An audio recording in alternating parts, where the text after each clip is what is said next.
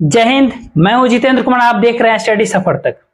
किसी भी पार्टी के भीतर अगर टिकट लौटाने की परिस्थिति हो तो फिर चुनाव से पहले और उसके नतीजे से पहले, मतदान के पहले ही समझे जा सकते हैं कि उनका नतीजा क्या हो सकता है।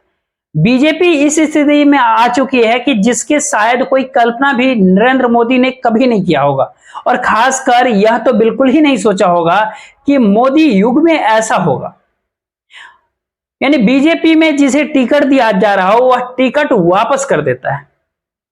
इसके साथ ही बगावत इस कदर से आगे बढ़ चुकी हो कि दिल्ली के नेता जाएं, केंद्रीय पर्यवेक्षक जाएं, बड़े बड़े महामंत्री वहां पहुंचे और बागी उनसे आधे घंटे बात करके बेदंग अपने दरवाजे से उन्हें बाहर का रास्ता दिखा दिया। यह भी मोदी जी ने कल्पना कभी नहीं किया होगा। कुछ घटनाएं ऐसे हैं, वो घटनाएं मध्य प्रदेश, राजस्थान और छत्तीसगढ़ के नतीजे मतदान के पहले ही आकलन करने को आपको मौका दे रहा है। आप इस बात से अंदाजा लगा सकते हैं कि मध्य प्रदेश, राजस्थान और छत्तीसगढ़ में भारतीय जनता पार्टी यानी बीजेपी किस स्थिति में है। छत्तीसगढ़ का नतीजा करीब करीब, यानी जो ओपिनियन पोल्स हैं, जितने आ रहे हैं, जितने सर्वे आ रहे हैं निकल करके, और राजनीतिक जो दल, जो उनका जो पंडितों का जो अनुमान होता है, जो छत्तीसगढ़ का नतीजा अब तक जो यही माना जा रहा है उससे कि भाजपा की बहुत पीछे चल रही है, यानी बीजेपी बहुत पीछे है। लेकिन सबसे बड़ी घटना इस चुनावी आकलन में, सबसे बड़ी घटना में इसमें है वो राजस्थान से है।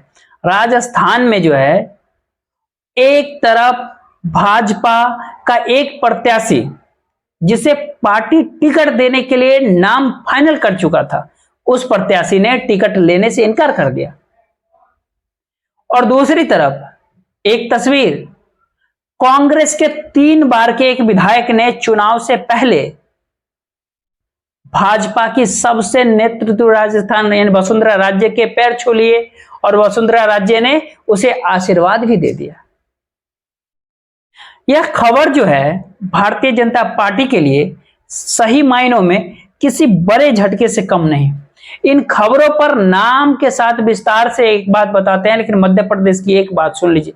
मध्य प्रदेश के अंदर पहले चलते हैं। मध्य प्रदेश में 3 सीटें ऐसा है जो सामने है, जिस पर बगावत का झंडा इस कदर से बुलंद होते जा रहा है कि उस झंडा को नीचे करने के लिए भी, उस झंडा को उतारने के लिए दिल्ली दरबार से लोग आ रहे हैं, लेकिन बागी हैं, कदम पीछे खींचने को तैयार ही नहीं होते। तीनों सीटों के बारे में हम आपको बताते हैं। एक सीट है परासिया। इस परासिया सीट से ज्योति डहरिया को टिकट दिया गया है। ज्योति डहरिया के टिकट के खिलाफ वहां पर बावड़िया को, पूर्व एमएलए हैं बावड़िया साहब, इन्होंने आर पार की झंडा उठा लिया है। अब इनको समझाने के लिए 2 नेताओं की जिम्मेदारी लगाई गई। एक मोदी जी यानी छोटे वाले बिहार के पूर्व डिप्टी सीएम सुशील मोदी के बारे में कह रहे हैं। सुशील मोदी पहुंचे हैं उस क्षेत्र में जाकर के उपरसिया में, और वहां पर बावड़िया साहब के घर पर यानी संडे को आधे घंटे तक रहे। चाय नाश्ता सब बावड़िया साहब ने करवाया सुशील मोदी को, लेकिन घर से बेरंग वापस कर दिया, यानी बिना माने वापस कर दिया। और बीजेपी के और न्यू वाली नए भाजपा के और भी सीटी रवि सोमवार को बावड़िया साहब के घर पहुंच गए। यानी रविवार को वो पहुंचे, सोमवार को ये चिंतन मंथन, मतलब पूरी बातें हुई, पूरा समझ होगा, पूरी बातें की गई। लेकिन वहां से जब वहां आए तो खाली हाथ लौटना पड़ा उन्हें भी, और सिर झुकाए हुए वो भी लौट गए। कोई नतीजा निकल करके बाहर नहीं आए। अगला सीट जो है अमरवाड़ा, इस सीट की चर्चा इससे पहले भी आप सुने होंगे। मोनिका पट्टी यहां से प्रत्याशी है, यहां से मोनिका पट्टी मनमोहन साहब पट्टी की पुत्री, जेजेपी के नेता रही है, गोंडवाना गणतंत्र पार्टी की। और सबसे पहला विरोध तो यह शुरू हुआ कि मोनिका पट्टी भाजपा में जाकर के टिकट लिया, गोंडवाना गणतंत्र पार्टी में ही उसका विरोध शुरू कर दिया। लेकिन उस विरोध के आगे बढ़कर के जुन्नारदेव सिंह से नथन शाह को टिकट दे दिया गया, और नथन शाह के खिलाफ आशीष ठाकुर ने, तीनों सीटें फंस गई है वहां पर और दिल्ली के नेता इसको समझाने के सुलझाने की प्रयास कर रहे हैं, लेकिन कोई समझने को तैयार ही नहीं हो रहा। खेल बिगाड़ने को लेकर के आमदा हो चला है। और यह मध्य प्रदेश की झलक है, ये स्थिति है वहां की। और राजस्थान की अगर बात करें, जहां की हम शुरुआत में बोले थे कि राजस्थान में जो सबसे बड़ा पेच है वहां फंसा हुआ, वो राजस्थान में 40 सीटों पर टिकट फाइनल कर दिया गया। और 30 सितंबर और 1 अक्टूबर को दिल्ली में मैराथन बैठक हुआ, केंद्रीय चुनाव समिति भी बैठी। उसके बाद रविवार का दिन था, राजस्थान के बड़े नेता दिल्ली में दिन भर एक दूसरे से मिलते जुलते बातचीत करते रहे। देर रात तक केंद्रीय चुनाव समिति की बैठक में 40 प्रत्याशियों के नाम फाइनल कर दिया गया और तय हो गया कि छत्तीसगढ़ की दूसरी सूची और राजस्थान की पहली सूची एक साथ जारी कर दिया जाए। लेकिन राजस्थान की सूची जारी नहीं हो सकी, यानी रुक गया, होल्ड कर दिया गया, क्योंकि एक सीट है उन 40 सीटों में जिसमें नाम था डीडवाना। डीडवाना से ओम प्रकाश महाराज का नाम फाइनलाइज किया गया था टिकट देने के लिए।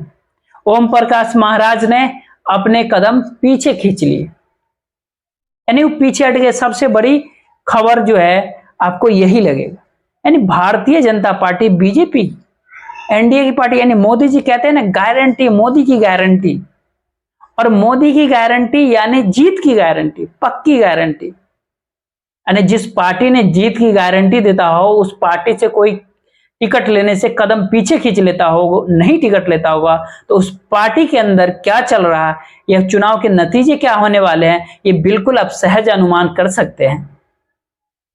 इतना ही नहीं है, इसके आगे ओम प्रकाश महाराज ने यानी टिकट से तो पीछे, टिकट लेने से इनकार किया, पैर पीछे खींचा, चुनाव में भाजपा के सिंबल पे, भाजपा के लोगों पे चुनाव लड़ने से इनकार कर दिया। उधर दूसरी तरफ बाड़मेर की बात अगर हम आपको बताएं, मेवाराम जैन है वहां, 3 बार के विधायक हैं कांग्रेस के अंदर। बाड़मेर में एक कार्यक्रम था, तन सिंह चौहान के स्मृति में एक कार्यक्रम था, वसुंधरा राजे उस कार्यक्रम में पहुंच गए थे और वहीं पर मेवाराम जैन साहब 36 बिरादरी, उनकी एकजुटता का यह मंच था और हजारों लोगों की संख्या में वहां पे लोग मौजूद थे। कांग्रेस विधायक ने वसुंधरा राजे के पैर छू लिए, गहलोत के खास, यानी तार को आप जोड़िए, पैर छू लिए, आप समझिए। वसुंधरा राजे ने तत्काल खुशी से, जैसे कहते हैं ना कि मतलब उत्साह से एकदम प्रफुल्लित होकर के, हाँ आपको यहाँ देख करके बहुत अच्छा लगा, यानी वसुंधरा का आशीर्वाद मेवाराम जैन को मिल गया। अब जो हालात है राजनीति के अंदर, अब पत्रकार के एक वर्ग को देखते होंगे कि आज मोदी जी ने वसुंधरा के तरफ देखा भी नहीं, नजर भी मोदी जी ने फेर लिया उसके तरफ, वसुंधरा हाथ जोड़े खड़ी रही, अमित शाह को फूल दे रही थी, अमित शाह ने फूल लिया और देखा तक नहीं उसके तरफ। ऐसे पत्रकार, कई पत्रकार चलाए। और देखना यह होगा इसके अंदर कि राजस्थान के मतदाता मोदी और शाह की तरफ देखते हैं या नहीं देखते हैं, ये देखना बहुत जरूरी है। और वसुंधरा राजे अगर ये इशारा कहीं कर रहे हैं कि मेवाराम को भी मेरा आशीर्वाद है, और ऐसे ही पता नहीं किसको किसको और आशीर्वाद मिल सकता है, और किसे किसे देख करके वसुंधरा राजे बोल दे कि आपको देख करके बहुत अच्छा लगा, हम तो चाहते हैं कि सब एक साथ रहे, मिल करके रहे। भले ही वहां स्वर्गीय रतन सिंह चौहान की स्मृति में यह बात कही उन्होंने, लेकिन सियासी लोग जो होते हैं वहां जो छोटे से शब्दों में कोई ना कोई संदेश छिपा होता है, और यह संदेश बिल्कुल क्लियर उन दोनों लोगों के लिए है, मोदी और अमित शाह के लिए, निगाहें फिरने वाली मोदी शाह के लिए, नरेंद्र मोदी और शाह के लिए। और राजस्थान की जनता की निगाहें वसुंधरा पर है, कहीं मोदी और अमित शाह से कहीं राजस्थान की मतदाता अपनी निगाहें फेर न ले, तो उनके पैर छुआ। फिर इसके आगे देखिए कि सब समीकरण को आप अवलोकन कीजिए और भाजपा के और एनडीए के जो इसको समझने का प्रयास कीजिएगा कि क्या, और राजस्थान और मध्य प्रदेश के बीच, और मध्य प्रदेश के बीच में इंदौर फोर्ट से जो है लंबे समय से कब्जा रहा है दौर परिवार का, यानी मालिनी गौड़ परिवार का।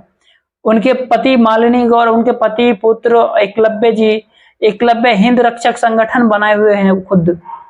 चुनाव के पहले इंदौर फोर्ट में पहले से ही मेघराज जैन हैं, पूर्व सांसद रहे हैं, भाजपा के सबसे वरिष्ठ नेताओं में उनकी गिनती होती है। कैलाश विजयवर्गीय उनके घर पे जाकर के बैठे, हालांकि क्या बातचीत हुई ये बात तो खुल करके सामने नहीं आई बाहर, लेकिन जैन साहब ने कई वरिष्ठ नेताओं में से जो एक पूर्व सांसद, मतलब उन्होंने कहा कि हमारा क्षेत्र घेरा है उनके, तो वो हमसे मिलने आए, लेकिन एक चिट्ठी एक सामने आ रही।